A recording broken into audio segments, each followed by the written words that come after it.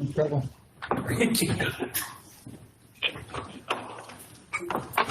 All right, on behalf of the Board of Directors and as the Board President from District 4, I'm calling the 2020 annual meeting of Southeast Colorado Power Association to order. And I'd like to begin with asking Lawrence Brazzi to please offer an invocation.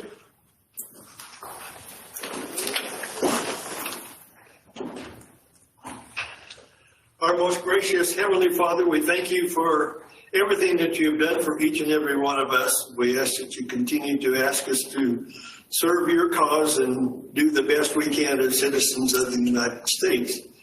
We ask that you direct us as directors of this board to continue to work with the electricity, that we can make it safe, reliable, and affordable, and that we apply the same principles to our subsidiary, Ccom. We ask that you guide each and every one of us as we go through our day, that we may praise you, and we bless the farmers and the ranchers that produce the food that we all enjoy so much. All this we ask in Jesus' name. Amen. Amen. Thank you, Lawrence. We will now take a moment to recite the Pledge of Allegiance and pay our respect to the flag and our nation it represents. Vice President Truman Wright will lead. I pledge allegiance to the flag of the United States of America and to the republic for which it stands, one nation under God, indivisible, with liberty and justice for all. Thank you, Truman. For purposes of official recording, allow me to officially acknowledge the Board of Directors present today. District 1 is Truman Wright. District 2 is Lawrence Brazzi. District 3, Brad Buck. District 4, myself, Randy Phillips. District 5, Kevin Carney. District 6, Merlin Rushton. And District 7, Clint Anderson. Also present with us is the following staff. Jack Johnson, our CEO. Corlin Pratt, our Chief Legal Officer and General Counsel. Kevin Brandon, Chief Member Services and Technology Officer. And Debbie Howard, Executive Assistant and Recording Secretary. Like last year, we regret not being able to host this meeting in person. With COVID-19, it's been a challenge for all of us, both personally and professionally. With that said, we are proud of Southeast Colorado Power Association's employees and Ccom's resilience and ultimate commitment to its membership and customers. As a designated essential services, we had a even greater responsibility to the communities we serve over this past year. And at this same time, Spirit will continue even after this pandemic has passed. As in 2020, this will be an abbreviated format and modified attendance from a normal annual meeting. Under these restrictive circumstances, all business is conducted by those members present and in person. This includes the Board of Directors, CEO, CMSO, Tellers and Credentials Committee members, and Director candidate. These 13 members in good standing will vote on the necessary items, as our virtual meeting platform is not conducive to membership and vote verification. With that said, I will call Clint Anderson, Secretary Treasurer, to read the official notice conducted in determination of quorum and seek approval of the 2019 annual meeting minutes. Official notice of abbreviated Southeast Colorado Power Association annual meeting and director election. Due to lingering COVID-19 pandemic protocols, Notice is hereby given that the annual meeting of the members of Southeast Colorado Power Association will be held at 27850 Harris Road, La Junta, Colorado, Thursday, April 22nd, 2021, beginning at 2 p.m. for the transaction of the following business. The election of Board of Directors of the Cooperative in District 2, Bent County, and District 6, Prowers County. Only the Board of Directors, Tellers, and Credentials Committee, Director candidates, and relevant staff will attend in person. Go to www.secpa.com for video streaming options. Pursuant to Article 3, Section 4 of the bylaws, the official notice of Southeast Colorado Power Association annual meeting was published in 9 newspapers throughout our service territory. Proof of publications are available from each publisher. Determination of quorum. Pursuant to Article 3, Section 4 of the bylaws, a quorum for the transaction of official business as stated in the notice of the meeting shall be declared and established by a majority vote registered by a show of hands from members actually present in person. If a quorum is not declared and established, the meeting will be considered adjourned but can continue for informational purposes only. Therefore, I would entertain a motion to declare a quorum. I would so move that a quorum be declared. It has been moved. Can I have a second? I'll second. It's been moved and seconded. All in favor, please say aye. Aye. All opposed? Thank you. A quorum is declared and established. The minutes of the 2019 annual meeting. Each member present has a copy of the minutes of the 2019 annual meeting. I would be happy to read such minutes out loud and in their entirety, or could entertain a motion to dispense with the formal reading in order to continue with other business at hand. Make a motion to dispense with the reading of the minutes. I have a motion and seconded. All in favor, say aye. Aye. All opposed? Motion passes. Thank you. Thank you, Clint. One of the primary purposes today is for the election of directors in Districts 2 and 6. As such, it is necessary for me to appoint 3 members to a Credential and Tellers Committee. The purpose of this committee is to provide a verifiable record of the election. Therefore, I'm appointing the following names: Peter Aragon, Michelle Gardner, and Raleigh Jacket. As members of a committee, do you agree to serve openly, fairly, and impartially in resolving all validity of members' signatures and return envelopes, intent of markup of the ballot, the registration of members, the tabulations of ballots, and any challenges in the elections and voting process? Please acknowledge by stating yes. Yes. As of this moment, no more ballots will be accepted, and the committee will proceed with the counting.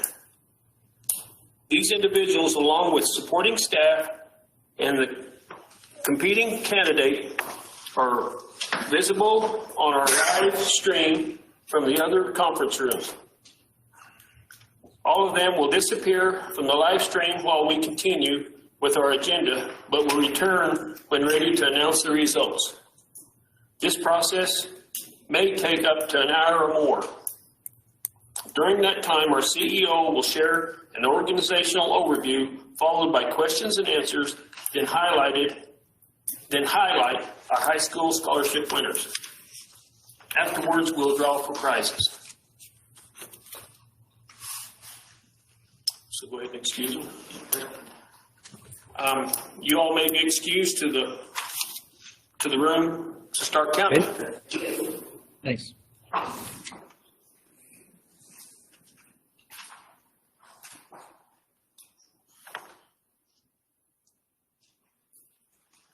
Say that. All right. Well, thank you very much, Mr. President, and it's a pleasure always to stand up here or sit here this year. Normally it's standing. It reinforces for me what it is to be a member of this cooperative and what a privilege it is to serve this cooperative as its manager. What I have on the screen now is what would represent the cover of our 2020 annual meeting. Normally speaking, we have a virtual as well as hard copy versions of the annual meeting available to the membership. It's always our goal to do so. Last year, we had a electronic version, and it was followed up by hard copies at request. That will be the case this year. However, we do not currently have either of those versions. The reason for that is that as of last year, the cooperative committed to providing fully audited financials in its annual report. It had not been the case in any of the previous years, and we felt it was important to have fully audited financials. As such, we have adjusted our auditing schedule to meet that. However, during the course of the audit for the 2019 financials that would be available in the 2020 annual report, the auditors identified two specific areas in need of further research. One of those was related to patronage capital allocation in particular. That is one of the most critical pieces of a cooperative is the allocation of capital. The allocation of that capital represents the net margin or the applicable margins that then are distinguished to each of the members for that calendar year to be retired at some later date. It is one of the key factors also that keeps an electric cooperative in a nonprofit status for tax purposes, which has always been the objective of the cooperative. The second area that was identified had to do with depreciation of some non-utility assets. Both of those are significant enough that additional due diligence is necessary. That due diligence will include retracing, accounting, as well as statements from previous finance staff here at Southeast, in addition to the previous auditors, because there have been a number of auditors throughout this process. This timeline, from what we understand as of today, will take us back to at least 2008. And possibly further back from that. The bottom line is that the cooperative is committed to having the most accurate, clean, solid financial reporting that we can possibly give. And if it takes us a little bit of additional time to get that quality, we're committed to do so. So we will make the annual report available as soon as possible. It will be dependent upon the final audited financials that we receive from our current auditor.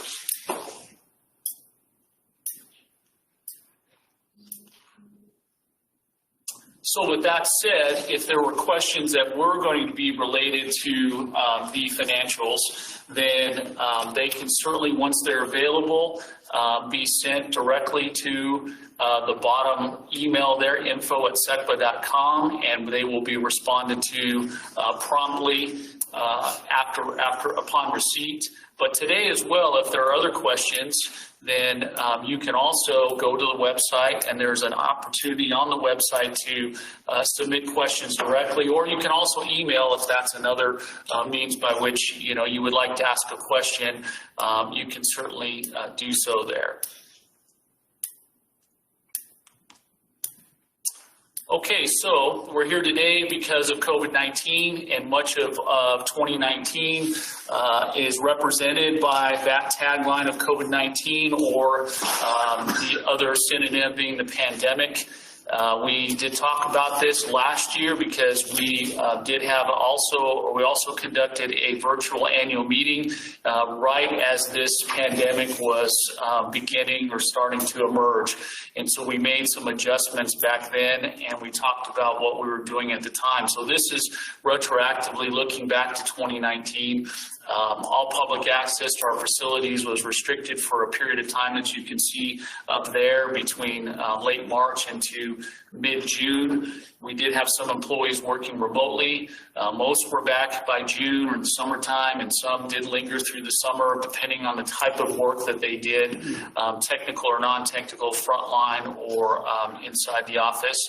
Employee personal protection equipment was increased and enhanced as it was, for a number of individuals. As Randy mentioned, we were deemed an essential service, and therefore we needed that because of our contact out in the front lines.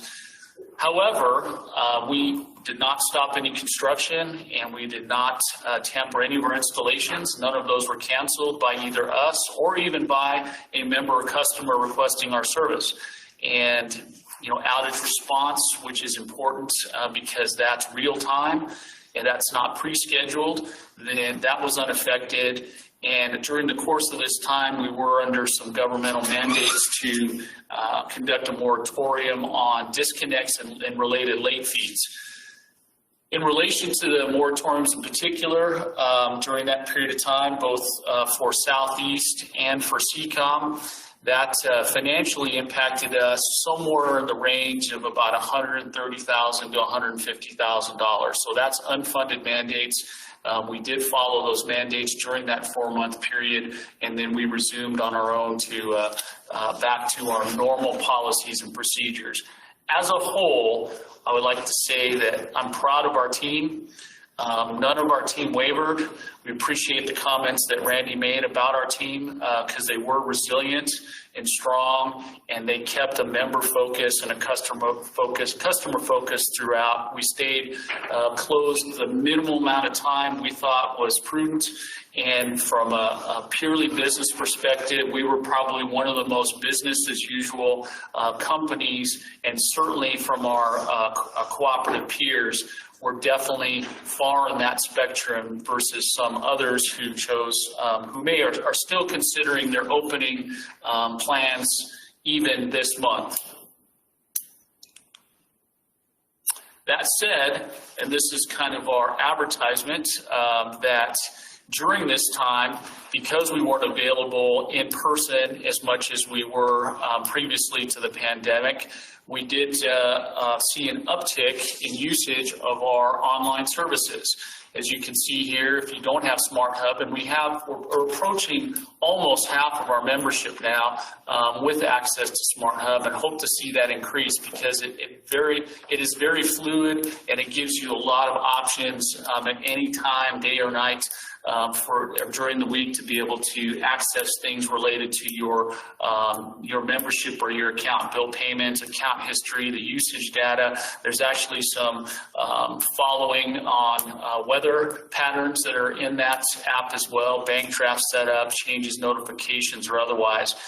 If you're not part of that, go to www.secpa.com and please take a look and sign up. It really is very fluid and very easy, and we found a lot of our members liking the fact that this was available during an unexpected pandemic. Okay, so now we've got kind of through some of the general items here. I'll take a pause for a moment. You know, we are both in the electricity business and in the broadband business, and here we don't really mind where the load comes from, as you can see, because I'm sure that computer's on Ccom fiber or wireless, and those fences being powered by Southeast there. So if I were going to start or end anywhere on a presentation, it would be on this. If I picked one slide only, this was the slide that I would offer to all of our membership. We're very proud of the fact that we're in our 5th consecutive, or 2019 was our 5th consecutive year without a rate increase. We are currently in our 6th consecutive year in 2021 without a budgeted rate increase. And it is our intent, as Lauren said in the invocation, safe, reliable, affordable power. The affordable piece of this is keeping our rates as stable and as low as possible. And so we've been very proud of that track record, and we plan to continue that at least as long as we can.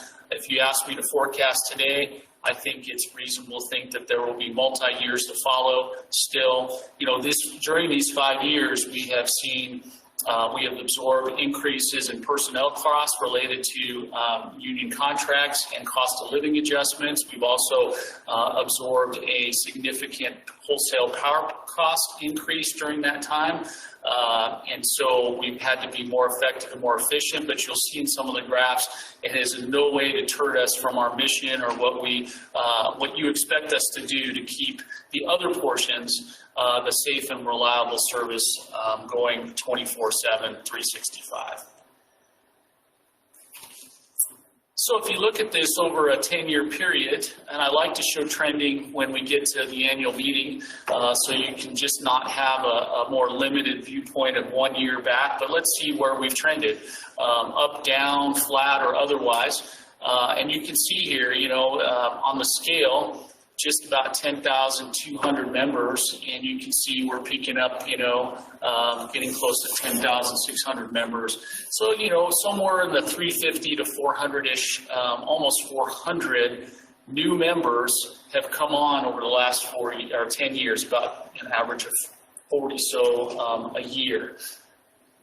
This trend line is actually, you know, pretty impressive when you look at some of the trending of cooperatives who have over the last 10 years not grown, in fact shrunk. You have some that have grown significantly, maybe based on industry. Certainly if you're in the northeast part of our state with oil and gas, this trend line might be a little more vertical. But as a whole, cooperatives even across the nation are trending a little more flat to decline, and we're trending up. And I think if this were indicative at all of the southeastern Colorado community, it would say that, you know, despite whatever feelings there are, that the economy has actually been on an uptick slightly for the last 10 years, and it looks like it's continuing to grow.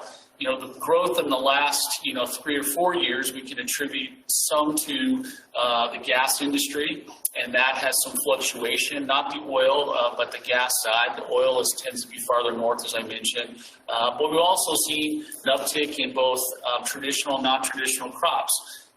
With more center pivot sprinklers or sprinkler systems and well pumps coming on, and a lot driven by a short period of time there by the hemp industry, and certainly a continued growth of the overall cannabis industry. We could attribute to some of that meter growth and usage that you'll see coming up here. But this is a very positive trend for any co-op in Colorado and across the nation. So kilowatt hours sold, you imagine that would go over time. The trend line, if we put one here, would show an increase as well. I mean, we're hitting in some of these graphs what would be some of our historical highs in terms of kilowatt hours sold here in particular. You know, we're a co-op that's also much more resilient than many co-ops in the state or around the nation, where, and I say rough numbers, and it's rough, and there's some percentages there, but our load mix can be characterized in a broad brush of about a third residential, a third irrigation, and a third commercial, and that's small and large commercial, industrial, otherwise.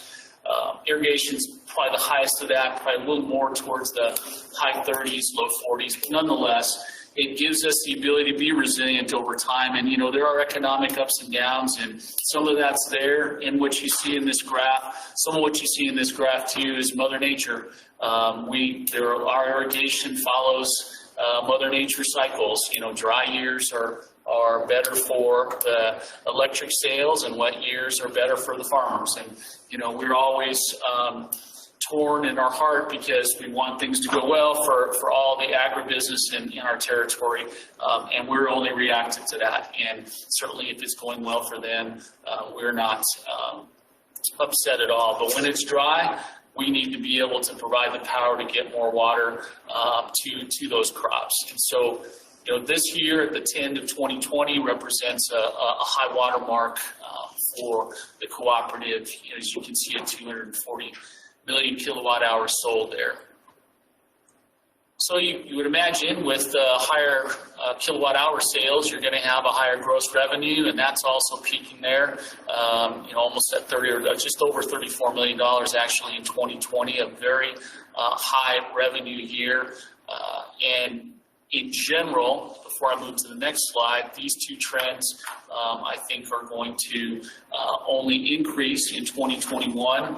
The fact that there is a dotted line there is representative of the fact that we don't have the audited financials. So this is a projection, and when you see dotted lines through the rest of this presentation, you'll know that they'll represent a projection of what we think roughly where we'll be at the end of 2020. But I can tell you that both trends are on these slides are still solid in terms of higher than previous years, and certainly possibly on the pace to be better even than this year. So the cost of service margin, essentially your operating margin, you can see there is followed a lot of things. Some of this has followed industry, economy, pandemic, Mother Nature, but you also see some drops here or upticks depending on the subsidiary performance. And so that does have an impact. You'll see a little bit here, and then 2020 is projected to be much higher than the past previous 3 years, as you can see. Cash flow is important. This is cash flow from operations. There are a number of ways to look at cash flow, but this is an important piece of this and how you're operating. And so we've had very solid cash flows here. What I have not reflected in any of these graphs is some of our debt service coverage ratios. That shows you what your essentially would be like a credit score in our industry, and our credit score is very, very solid and very, very high. And you know, with the margins and the revenues and the operating margins the way they are, we have always maintained a solid rating, well above what our minimum debt service covenant standards are. So net income here, net income, this is consolidated, so this will follow all the things I've mentioned before, and you can see a considerable spike there from 2019 to 2020. Well, that spike actually, we'll see later, has been driven a lot by Ccom. We've had some solid years with Southeast, and Ccom has been in a growth mode, and I'll talk about that when we talk about Ccom specifically. But here is where, if in the past year Ccom has had any impact on a very solid standalone Southeast Colorado Power Association, it's contributing or getting it back up to a more balanced and even in the positive realm. Total utility plant, this is where I mentioned earlier in terms of our ability to absorb cost along the way and still maintain some healthy margins, or be able to support our subsidiary, or to take the ups and downs of the impacts that affect our electric sales. We've continued to invest money because we still have the safe and reliable mission that we have to fulfill. And you can see that we've continued to consistently grow our utility plant. Now, the drop back in 13, if you wonder, that's when there was combined utility plant with Ccom, and Ccom was then spun off and into its own balance sheet. And so, but since that time we've even surpassed the high previous to that, you can see on the graph. This is a very important piece because we are the largest certificated territory in the whole state of Colorado, over 13,000 square miles. We have almost 5,000 miles of energized line. We have a big system out there, and we have a very low density. And we are also susceptible to a lot that Mother Nature has to offer in both winter and summer. And really for us, summer might even be the worst on an average year. And we have to continue to invest in our plant because we're always going to have a plant that's large and that we're going to have to try to keep up and maintain. And this is a challenge for us with the low density.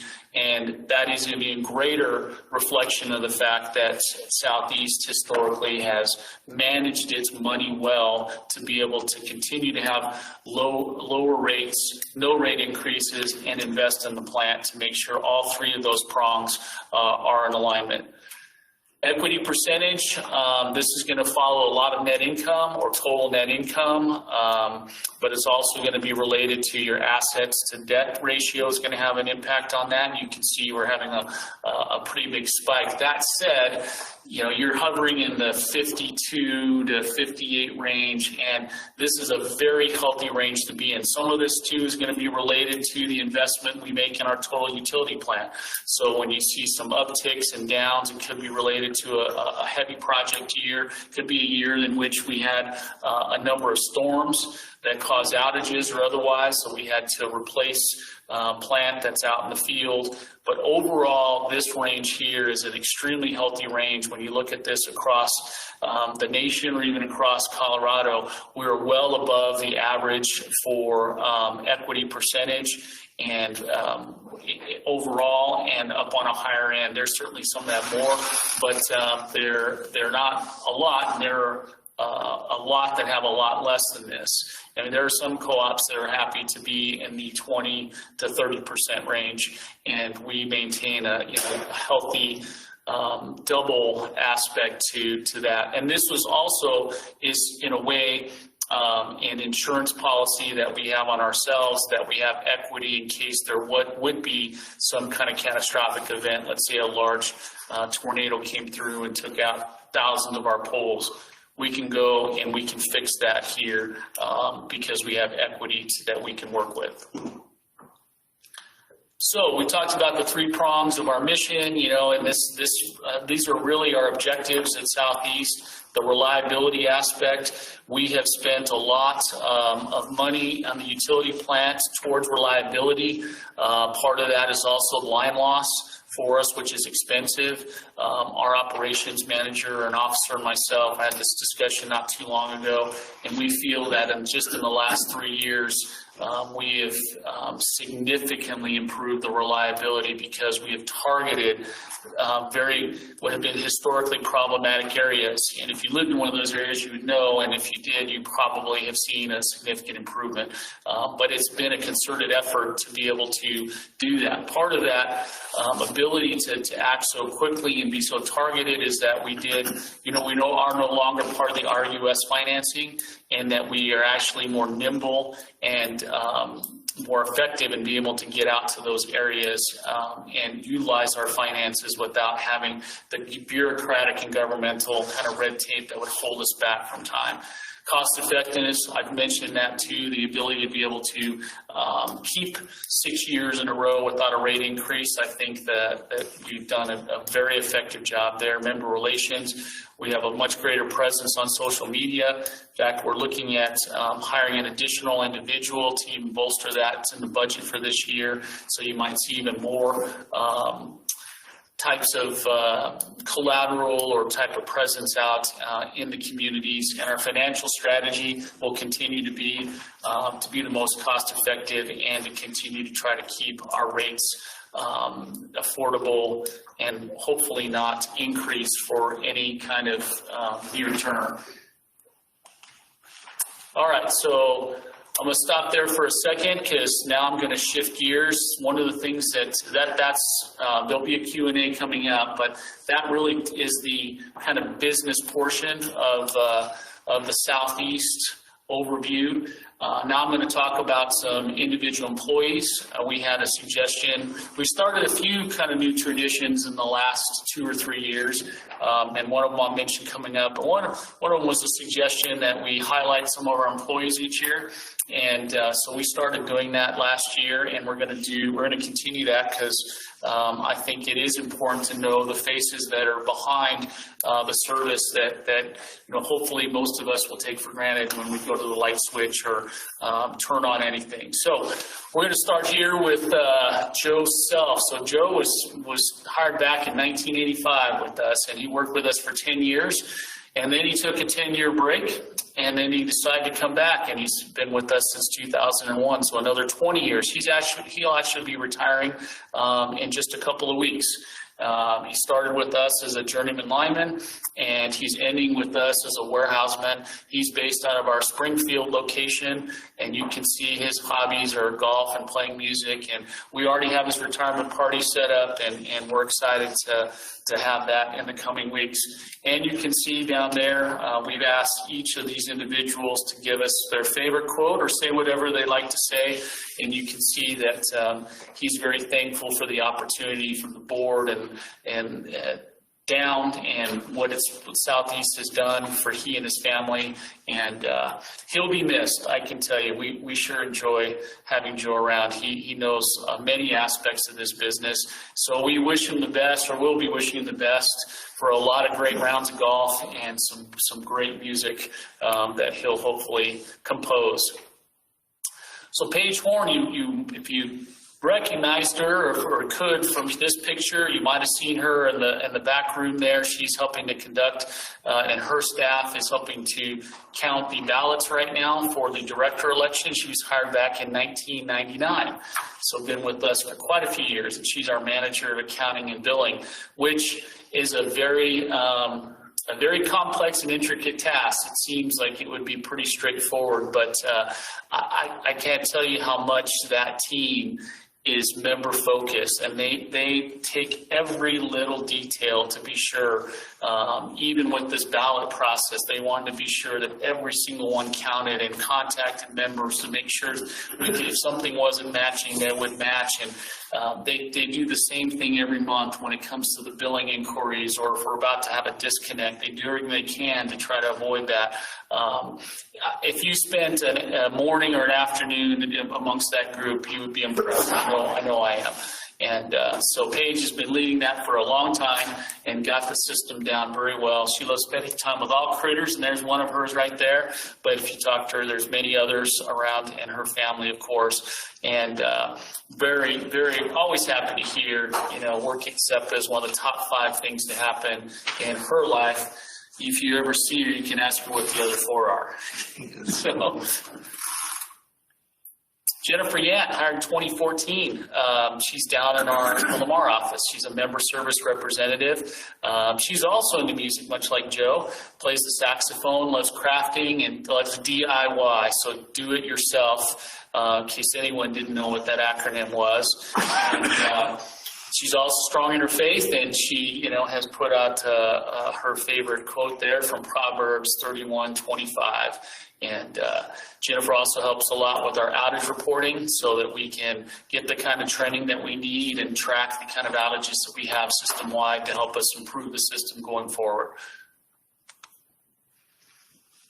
And lastly, we have Alex Vasquez. Alex was hired in 2017. He's an apprentice lineman. He's working his way towards becoming a journeyman lineman. He's there with his family. His hobby is playing with his son. Calx is a very cool name, very unique name with the Y and the X, all sports. Actually, Alex played a little bit of time at CSU Pueblo on their football team.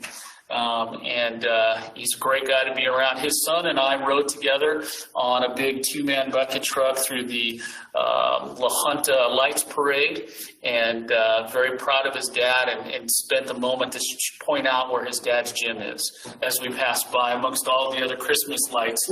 You need to be sure that I knew where his dad's gym was, so I appreciated that. And weightlifting, you can see he's doesn't hurt to be strong out there as a lineman, and he is. friends and drinking beer. But you can read his quote here. He talks about how this is something that motivated him in high school.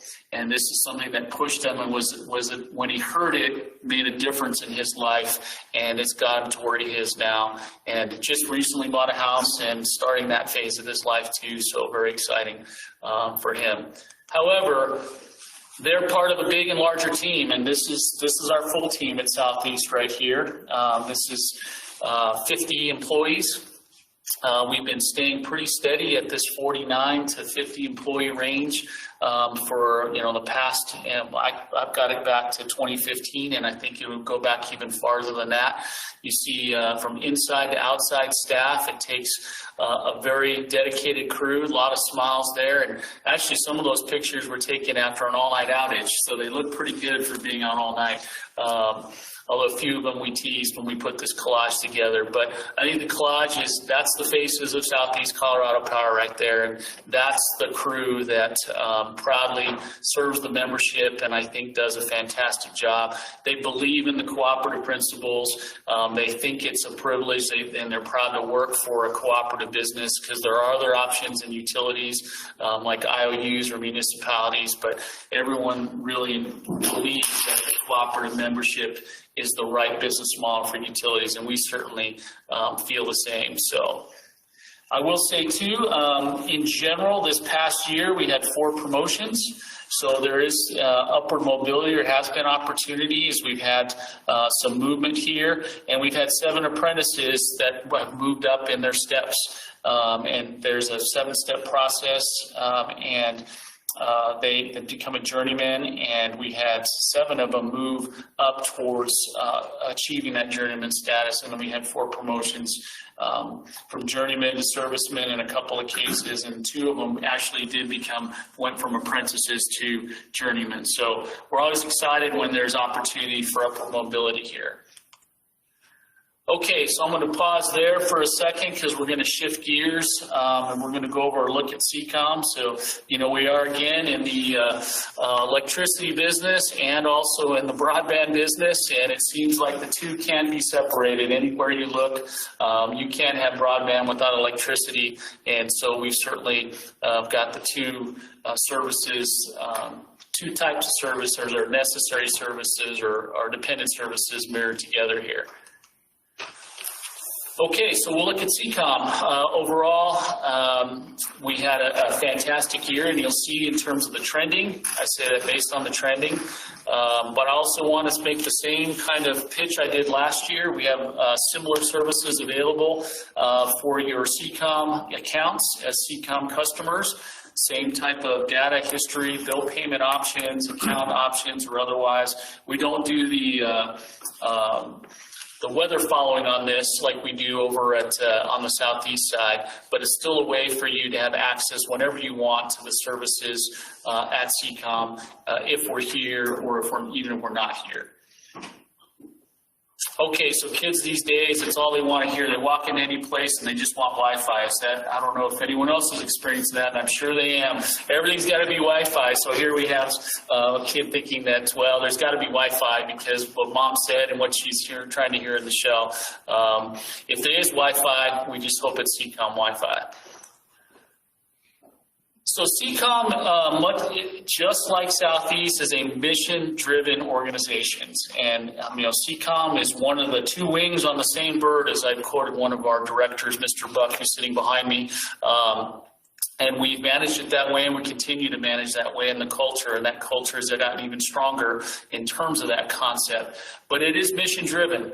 Ccom was established to be able to provide high-speed internet or broadband to consumers who wouldn't otherwise have been able to get that in areas that investor-owned or other type of profit-driven businesses would not or weren't going to serve, which is the same principle and mission that we talk about every year that Southeast had when it established itself back in the 1930s. And then it was late 1930s, and then it was electricity was the have or have-nots.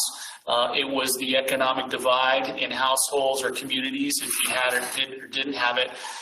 Now it's called the digital divide. You either have access with high-speed internet to all the services that come along with that, or you don't. And it can hinder your ability to have the quality of life you want, but it can certainly hinder your ability to do business the way you want. So in terms of the mission, you look back when we started 2014, and it had been somewhat of a flat growth. If you go back a little before that, flat growth. And then we started on a planned growth strategy, and it was an aggressive strategy. If you follow that along the way, and you'll see some of that in the coming charts, a very aggressive growth strategy with 3 acquisitions, considerations of others. We're going to end it here with some divestiture as well to balance it out. But in terms of total customer growth, if you translate this to the mission, we have considerably multiplied our effectiveness in that mission, and you can see how many more, 5,000 plus more customers that are getting service and better service than they would have otherwise gotten from any other provider because Ccom existed and has that mission. With that, you can see a tremendous growth revenue. Here you're going to see another projected line because we are still projecting that out. But you can see just over 12 million there, starting back at 6 in 2014. So we have more than doubled our revenues during this time, which over that period of time is a tremendous feat for any company organization to have that kind of revenue growth. But that, of course, is only one side of the equation. Revenue is the top line of this. You have to look at the other sides. There's bottom lines too, which is, taking into the cost factors. Well, it's cost money to grow, and it does cost money to grow. And, we've been in this for the long game and playing the long game from the beginning. And, 3 or 4 years, as you see with these numbers or these graphs bounce, is fully understandable when you're in that kind of growth strategy. And you can see, though, the projection here is in terms of our operating margin in 2019 was in the positive, having come out of that in 2016. Now we're back into that. That's basically related to increased cost of service. With the acquisitions, did cost us some money. We did take on some debt. There's debt servicing. There's depreciation with additional assets that have an expense relation to your bottom line. But that all said, the growth strategy is working and has worked. You can see because we have 5,000 more customers that are being served for the mission side. But the mission is definitely the driver, but we want to do it at a value proposition to Southeast. And that means that we get to at least a break even, as much like a nonprofit would be, even though it's technically under IRS terms. It's a for-profit business, but it's mission driven. And as long as we can cover our expenses and have some profitability, it adds value to the consumers of Southeast Colorado Power, but also the membership of Southeast Colorado Power Association. So same, we have the cash flows from operations. They, other than 2017, have been in the positive range and still continue to go up. Cash flow, and however you look at it, is always an important reflection of your business, if it's healthy or not, because there are things that outside of cash flow, when you get to the more definitive net income statements that have non-cash expenses that go onto your books, this is where you need to see the real money coming in and out, and the graph depicts at least the trending back from 2017. Net income, well, this is the hardest part because we are in a technology-based business, and the assets within a technology-based business have a much shorter lifespan, so you have to accelerate or have more concentrated depreciation, and this business in particular has a high percentage of depreciation, which is an expense that comes straight after your operating income. Then you start adding in the depreciation or otherwise, and this is what's driven this down primarily. Other things that have driven this down too, some expenses related to headcount, to acquisitions I've already mentioned here as well, and other related expenses that have driven that down. And so where you're at the bottom of this, you're at the peak of your growth strategy. So it's inverse relation here. And you can see the projection right here is that we're going to finish just slightly under a break even for this year. We're a little disappointed we didn't quite get over the edge. Now I will say that We are, for the first 3 months of 2021, every month has been net income positive, and we are net income positive for the year, standalone. We did apply for and receive a PPP loan from the SBA, Small Business Association, Lucas Government. And so my commentary there about the net income positive does not include that. It includes just the normal operations. That said, Ccom has been forgiven in that loan, and so it will add another $963,000-ish to the bottom line. So if you add the two today, officially, we are just under $1 million net income positive for the year. I didn't mention it previously on SECPA, and I probably should have. They did apply for the loan as well, and we will have not been given the official forgiveness verification yet. And if we are, you'll see that on the southeast side, just over $1 million. Neither of those will be reflected in 2020 because they'll come out, they'll be booked in 2021. So you'll see those next year at the same time when we look retrospectively at 2020. Telecom Plants, so we have invested a tremendous amount because you need more plant to serve 5,000 more customers, and you can see that we've continued to invest. This is an important graph on both sides because if this were trending downward, it would really give you pause as to how effectively you're using your cash from operations and what you're doing in relation to your reliability, quality assurance, and keeping your assets maintained and replaced when necessary. In general, we're going to see these go down in 2021 because at the end of 2020, we did make a deal to divest a certain group of assets that were up in the West Cliff, Silver Cliff area. We had acquired those assets back in 2016 from a company that was then called DD Wireless. And we made a strategic move back then that we were very comfortable with and was the right decision then, and we made the strategic decision to divest them at the end of this year, which we were very comfortable with and was the right decision at the time. We did divest the assets at a gain, so we actually came out of that with some value, but it also, as part of our strategy, reinforced the mission and the fact that we have a lot of customers still in our traditional Southeast territory, as well as the surrounding territories outside of that in Southeast Colorado Power. And we're going to focus our mission more on that than to be up, as far up in the mountains as we were.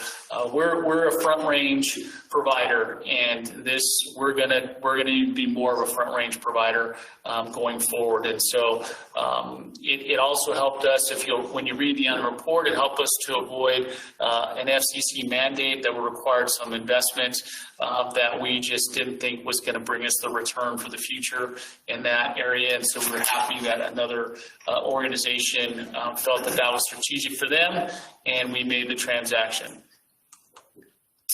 Equity percentage, so this is going to show about a 3% from 19 to 20.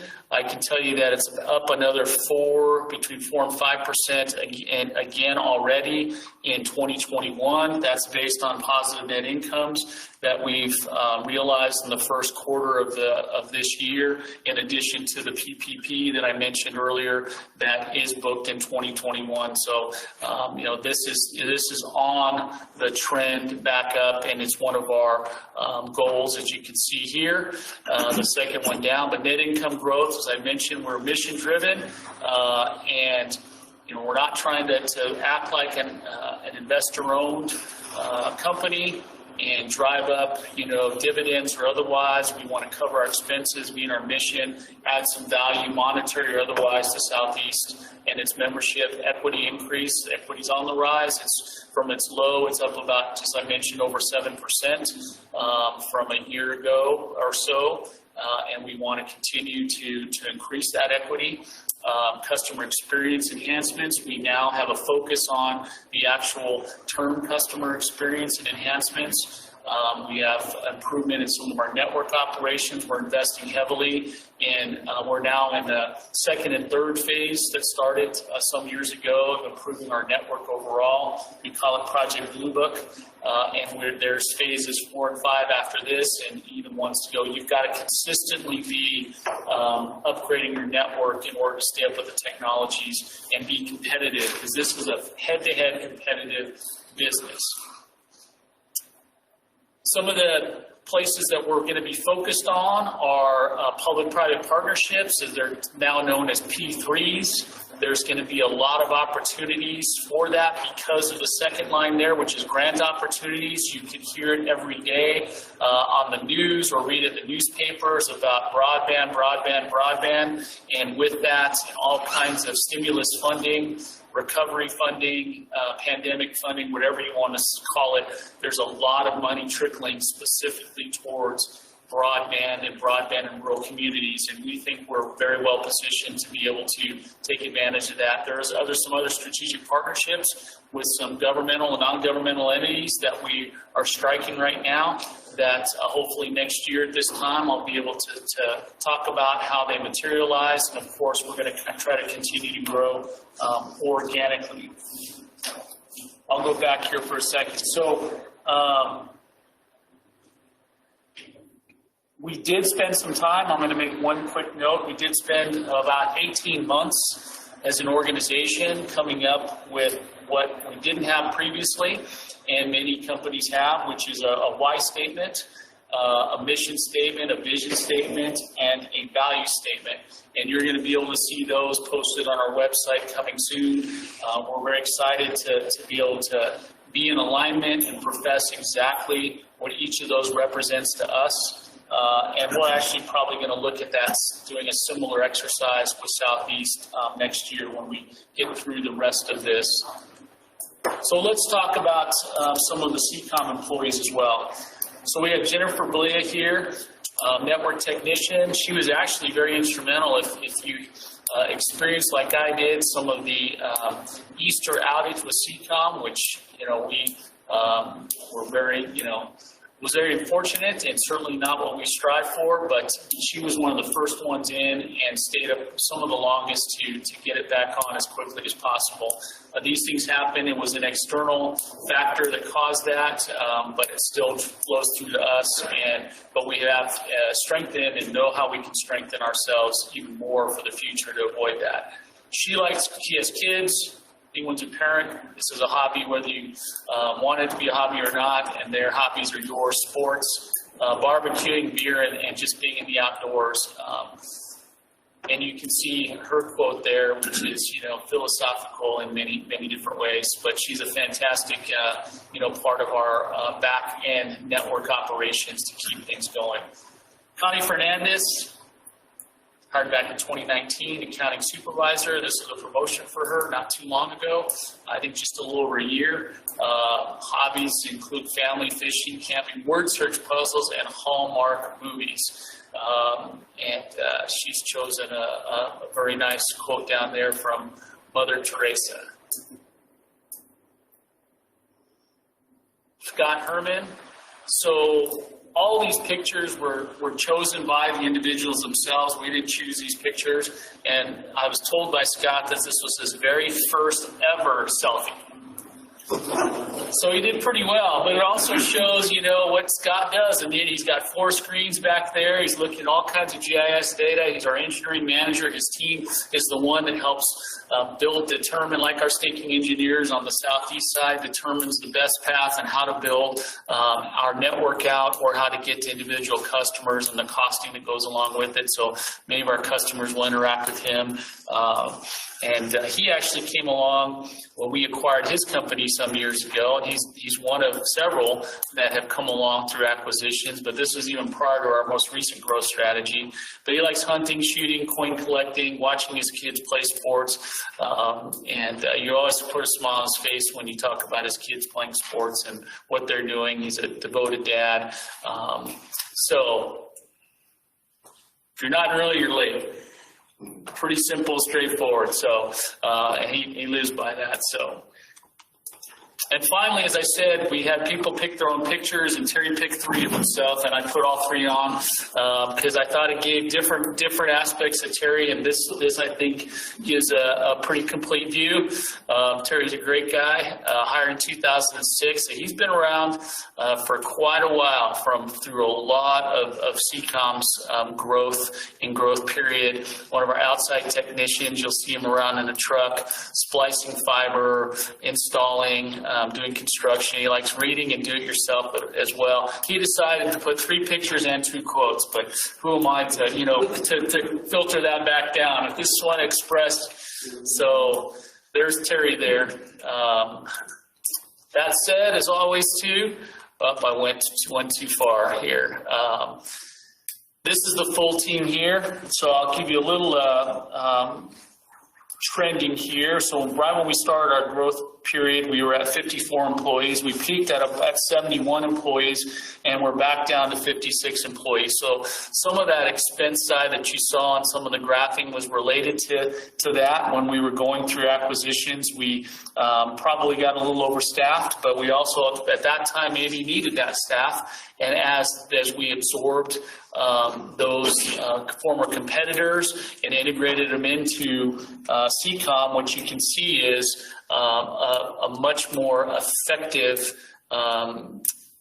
procedures and effective workflows that have got us back down to, if you compare, only an FTE count of 2 more than we did when we started the growth period. So 56 to 71 down to 54 to 71 down to 56. So I'm really proud of the team and the way they've challenged themselves in order to become much more efficient and effective. So we're 5,000 customers more, and we're netting out only 2 more employees over that time. So the employees grew at the time and bubbled up. It caused our expenses to go up, which shows some of those graphs coming down. That's impact on net income, and we're coming back up. So very, very entrepreneurial driven team, very customer focused team. This team, as I said, goes head to head every day with competitors, unlike Southeast when we're in a certificated territory, and they do it very, very well.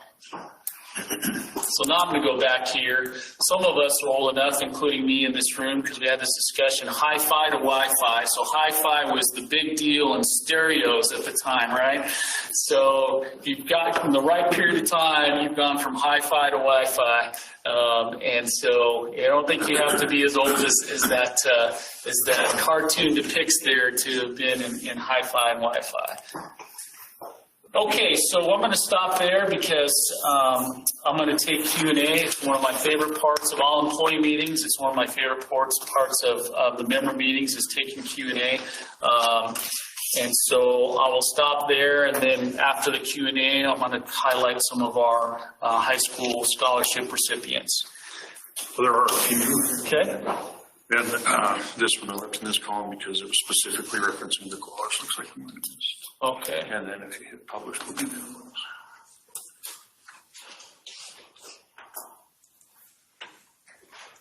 So Sam here. Yeah. Okay, so we have, yes, you're missing part-time employees. It looks like to me that's a shame because they do as much work as some of the others. Well, we do have part-time employees still within. I think we missed them in the collage was the point. That's when that question came in.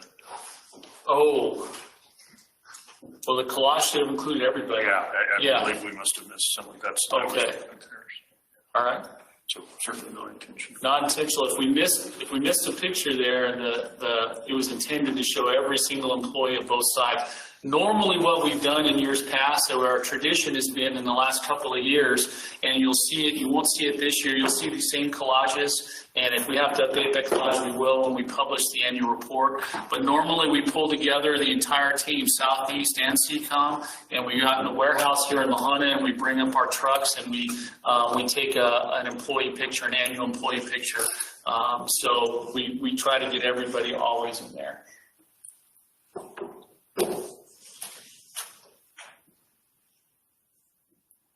Okay, so there's a question, are 2020 financial available? I addressed that earlier. Is they will be available as soon as they clear the audited. let's see, 2019 financials reflect an average 4-year loss of subsidiary $891,000, annual loss past 3 years of $1,150,000. I assume the subsidiary is Ccom, and that answer is yes. Is SECPA subsidizing Ccom with these types of losses? So the answer to that would be no. There is no subsidization. There isn't money flowing from Southeast over to Ccom for its operations or otherwise. Ccom is standalone. Southeast does collateralize or back the debt of Ccom through its lender, NCSE. And they have done that since its inception.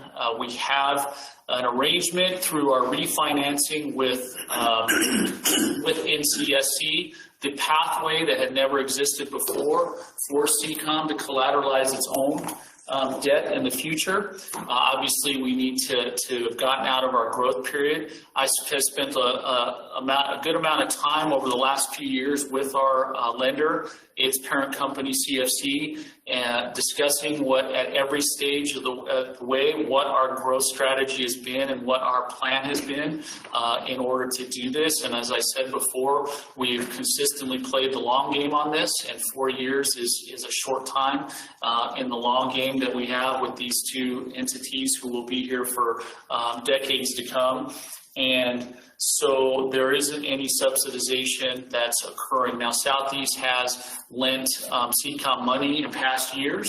You can go back to any point in time where they have lent money to it, but it's on a payback basis. Ccom has to pay Southeast back, and it has paid it back in most cases, or in all cases, unless it has a current liability, which Southeast did lend because it's of its lending capabilities. Ccom some money to build the Pueblo West facility, which it's paying back currently. In fact, Southeast is paying or Ccom is currently paying Southeast for that building. It's paying rent in the facilities that they are in, whether it's here in La Junta or in Lamar. They're paying pole attached fees as well. So there's no subsidization. There are some provisions in some Colorado state statutes if you want to invoke things like easement perfections, that subsidies can't be allowed, and we were part of that legislation. We understood that, and we want to be able to invoke some of that easement perfection that's now afforded in some of that language. What is being done to reverse the negative earnings trends of Ccom? Well, that's the next question here. Well, you can see that the reverse earnings trend has already occurred. In fact, based on the projections that you saw on that graph there, the earnings for Ccom improved over $1 million to the plus last year, and that's not including PPP. So standalone, based on the projected short loss this year, or slight loss, just around, we project in that 70,000-ish range, is $1 million improved year over year. If you look at percentages, you look at gross dollars, that is an incredible achievement over a single year. And as I mentioned before, we're already positive, net earnings positive for 2021. We've been net income positive each of the 3 months, and each of the 3 months individually standalone, and the cumulative of that, of course, will be positive as well. That's prior to the PPP. As I mentioned right now, our actual net income for the year is just under $1 million into the positive.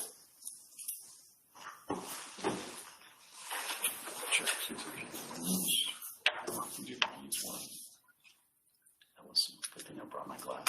Yeah, it's some small text. Okay, so there is one new one.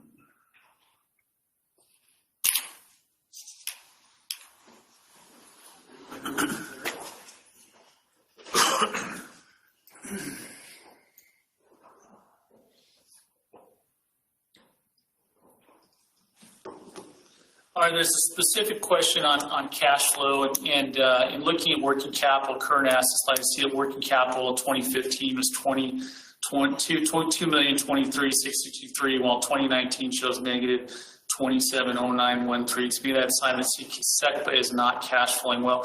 That's not, as I mentioned before, there's multiple ways of looking at cash flow. You've got cash flow from financing, cash flow investing, cash flow from operations. I disagree with that, and certainly if well, this is Scott Larson, if you wanted to go through the financials more specifically when the 2020 are available, be happy to go through with our CFO here and look at all the cash flows going back as far as you wish to show that trending. In fact, last year, I don't have it with me, but I showed what I at that time reflected was if you split 2010 to 2020, the pace by which Southeast was borrowing money has actually slowed down, and would slow down in the second half of that than it had prior to that. And so that in itself reflects a more positive cash flow because you're having to borrow less. And borrowing has been a standard cycle for almost all cooperatives since their inception. There's only a few that I know that are 100% equity, and with a system of our size, the viability of ever, not having some equity that was covered by some liability is probably going to be pretty slim. But if you look at our overall debt, we did refinance, as I mentioned last year, to the benefit of Southeast in the excess of $3 million plus over time. But our borrowing hasn't been at the same pace, or it wasn't at that time. So we can get more specific on the cash flows, but cash flow is a very complex, as you would know, concept that you can look at in multiple different ways. And when 2020 is available, happy to take any questions or have a sit down. And no more here, and I haven't got any other emails. Okay, we did have one that came in prior to the meeting, actually, and it's relation to our EADS office. So we did have some staffing change that occurred not too recently. Or just not too many months ago, where we had a single individual that was staffed up at the EADS office. That individual chose to move on to other opportunities. So the question, there's multiple questions here, but I'm going to try to loop them all or paraphrase them, is what's the future of the EADS office? So right now, we don't have immediate plans to backfill that position. That was a part-time position. We think based on, especially after this pandemic, we've seen a decrease in the amount of walk-in traffic. We've seen an increase, as I mentioned, in relation to online services being utilized. We've seen also have had a healthy and somewhat increased telephone volume coming in. And so we spend a lot of time in analyzing this and determining that our best move right now in the short term is to hire a full-time position in our headquarters in La Junta. That's where the calls primarily come in. This is where we have our main staff here, and it seems to be much more effective, cost-effective, and much more member-friendly to be able to do it in this fashion. And that's obviously what we strive for. That said, as I mentioned, that's a short-term strategy. We don't have a currently defined long-term strategy. That said, we are not closing the EADS facility in any sense. We are looking to partner with a bank in EADS so that the walk-in traffic for payments can still be handled. We do that down in Walsh right now, where we don't even have any facility down in that area, so our members in that region can go and come in and make walk-in payments. So a bank is going to serve in that quasi-fashion. We're looking to handle the same type of arrangement up in EADS. So give us a little time there, but we certainly want to make available to all of our members the ability to get the services they need when they need them. Not everything can be for everybody is online, and I get that, but that's certainly the most available 24/7, 365. much of the week. We have our phones available, and we certainly have all of the other facilities available. And, you know, this will be an ongoing discussion, whether it's here in Eads, whether it's in Lahana, Lamar, or down in Springfield, where we have other personnel outposts as well, part-timers or full-timers. I'll double check email again, but I don't see any other questions. Okay. Nothing else. And, you know, to the extent that we, you know, only put a sign on the door, there's a possibility that we could have possibly found some other ways to communicate that more. But we were reactive in that sense because it wasn't a proactive decision to move in that direction. We reacted to the staffing change that occurred at the time. So hopefully, if that doesn't answer the question for the submitter there, please let me know, and I can get any other part of the answer that I could have missed for you. We good? Yep. Okay, that said, we'll move on. So every year we give a series of scholarships. We increased those last year by 2, and you're going to see the individual recipients. Again, these high schoolers were asked to send in their own pictures and a little about themselves. So we're not filtering that. You're getting it straight from them. And we're always excited to see the next generation going on to the next phase of their lives, and for us to be a part of that or help them in some fashion. And then from all around our certificate territory, Jolie Bond here, who's homeschooled, your parents, Miles and Brianne, heading to OJC right here in where our headquarters are in Lahana, and get a major in agribusiness. So we talked about there's been an increase in agribusiness in our territory, and we hope to see that continue to grow for not just Southeast Colorado Power, but for the legacy families or others that want to get into to that. Weston Burr, Lahana High School, so a Tiger here in town. Parents Daniel and Kelly heading up to the University of Denver, so going to be near downtown, majoring in business and marketing. Danielle Doyle, Walsh High School, and I hope I pronounced that correctly, that's what I was told, but Vic and Stacy, I'm getting a little nod over here, so feeling better. Lamar Community College, or LCC, majoring in science. We need a lot more science and math majors out there, and so that's exciting. So we wish her the best at LCC. Tiana Sharp, also Walsh, Danny and Camilla, Colby Community College, physical therapy. So exciting that we'll help her get on her career track. Kaylee Stegman, Pritchett, get that one right? Okay. Marcus and Josie, Oklahoma Panhandle State, going out of state, going over major elementary education. Teachers are the unsung heroes, as we know, and this is where it starts in elementary school. So great to see someone going to follow that dream. Hatch Nelson at Eads, Sam and Denise, Colorado State University. That'll be up in Fort Collins in agronomy. And this was also, as you can see by the logo up top, one that was funded by our wholesale power provider, Tri-State.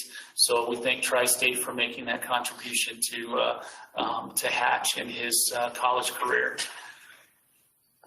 One of the power providers to Tri-State is Basin Electric. They're a North Dakota-based power supplier and a big contributor to Tri-State, and they also fund a scholarship. And Shelby Eck is going to be the recipient of that from Los Animas High School, so Darren and Julie, I'm sure are proud of Shelby, heading to OJC as well. I have the privilege of being on the OJC advisory board as well as the Lamar Community College, and there's nothing greater than to see students there with aspirations to go and come back and contribute to this community or wherever they end up, and she'll be majoring in ag science.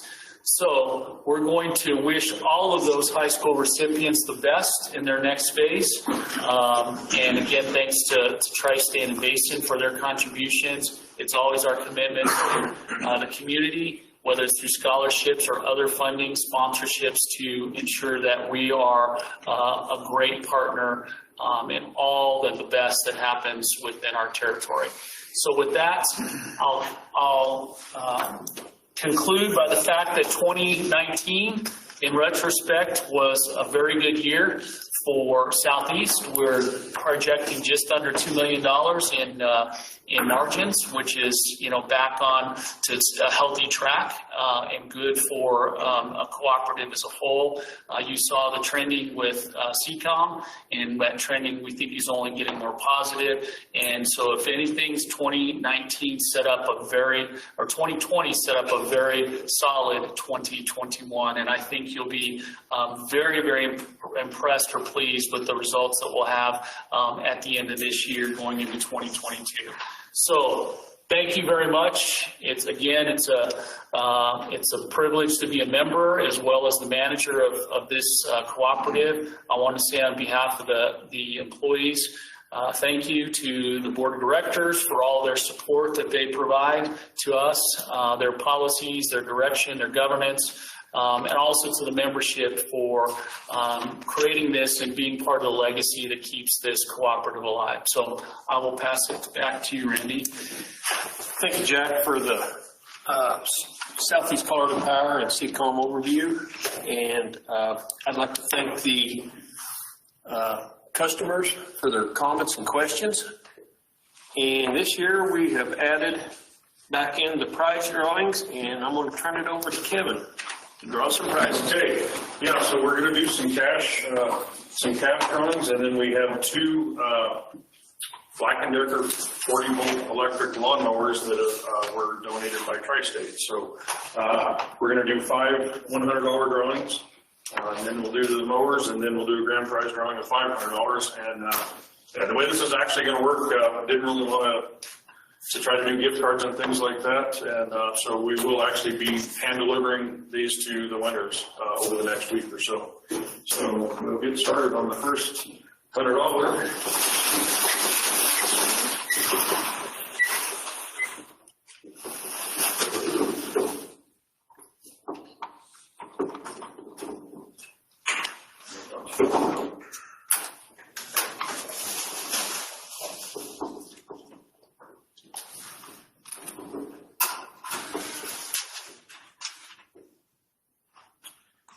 So our first $100 winner is Jerry Wyrick, I believe is how it's pronounced. Wyrick. Okay.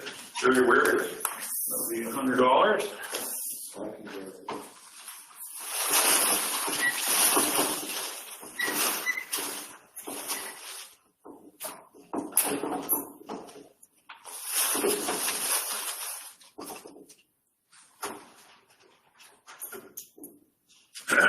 Okay. Our second $100 winner is Diane Gass Farm Properties.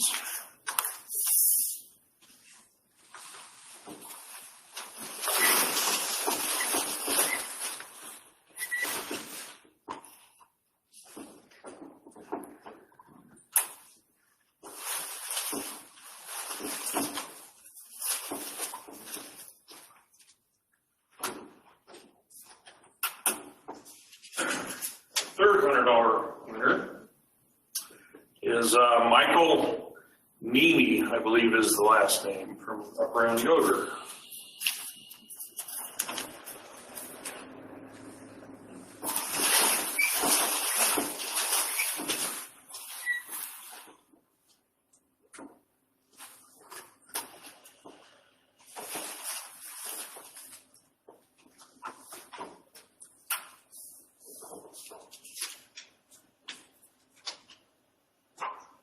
And our fourth $100 is Robert England.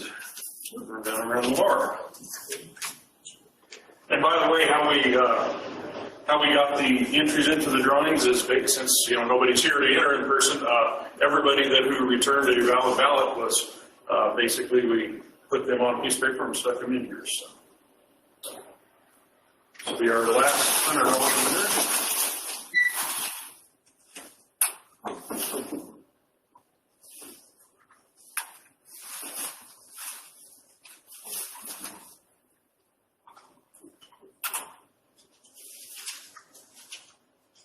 Our last $100 winner is Jeff Ewan.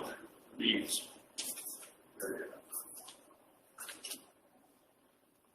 Okay, now we'll do the first of the two Black & Decker lawnmowers.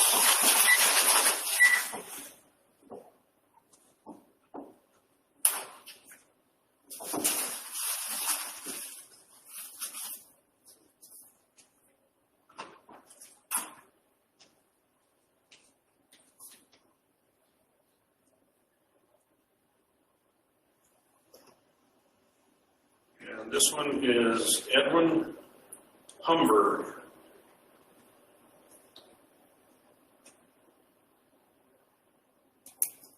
Right mower on this one.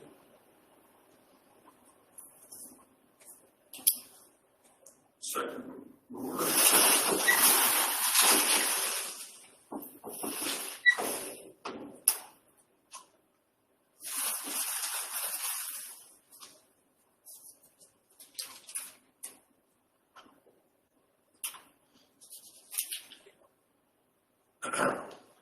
The second mower is Ed Jones, Sherry Jones from Lamar area.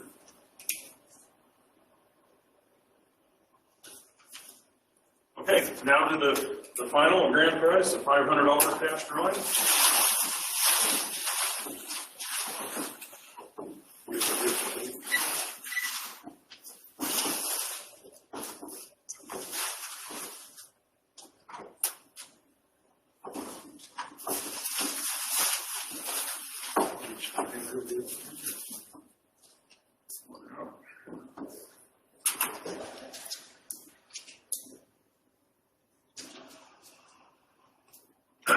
Harold Meinzer of Brownlee area. Okay, that concludes our prize drawing. Thank you, Kevin. Congratulations to all the winners. Bob was just trying to get an update. Kevin, you want to? Yeah, he'll check for. Yeah. We're waiting to see if the Credentials and Tellers Committee is done.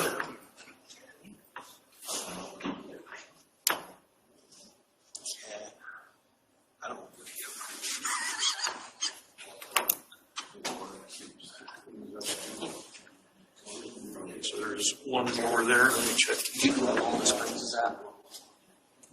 2 miles straight from what's all these springs. So it's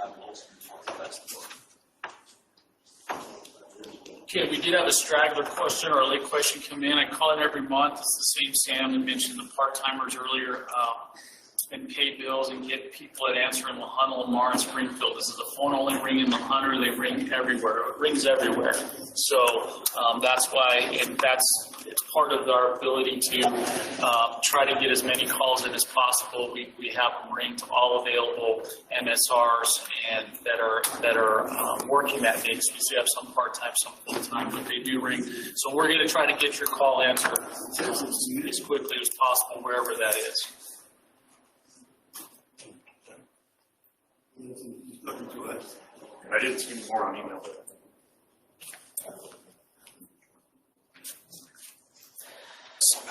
your house. What's that? Fly. Yeah, you mentioned that. Yeah. I would think they would do that.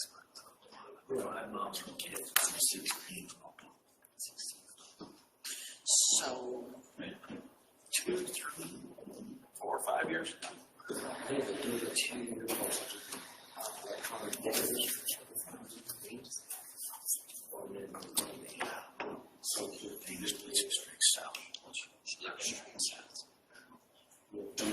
That worked. I really knocked that. I don't know if it's worth it.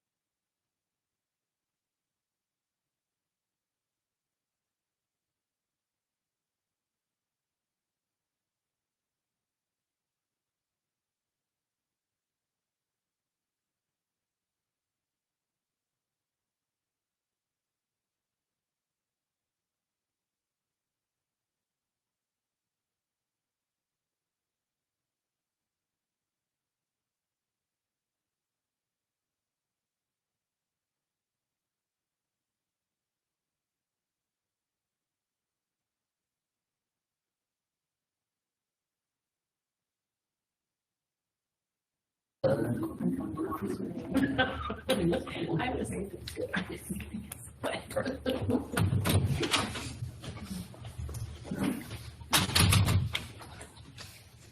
think they must have turned down the temperature so you guys would have a break.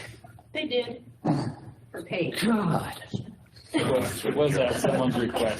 Clarify It was, I walked back and did it. I only put it on 7 though, so I put the things. I think it feels great. All right, we'll resume now. So would the chair of the Credentials and Tellers Committee please announce the director election results? In District 2 from Benton County, Lawrence Brass, the incumbent who was unopposed, was the winner. Okay. And then in District 6, Prowers County, Merlin Rushton was the winner. Do you need me to read the number of votes? Please. Merlin Rushton received 490 votes. Jack Wolf received 406 votes. All right, I'd like to thank you for the job that you all did. And it shows that in today's time that we can assure a fluid election process. Okay, we're about to adjourn. So is there any old business to attend to? Any new business? As mentioned by our CEO in his presentation, annual reports will soon be available both online and hard copy upon request. We will look forward to seeing our membership in Springfield next year and hope to see a large turnout there.